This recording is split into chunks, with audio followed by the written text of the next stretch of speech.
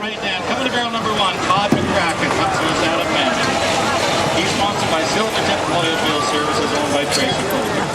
Then we got Dale and Bliss Max with 3, Robbie, and Pinnacle with 2, Silvertip Todd.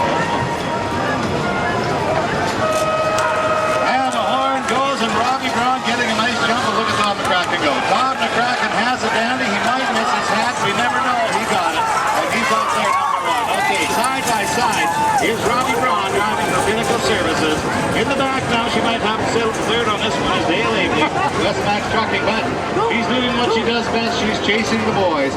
And look at Robbie Braun out there as he is now leading the pack. Look at him. He is full ahead of Tom McCracken and Silvertip Oil Field Services. Now by about 2 lengths. Wow, he is driving.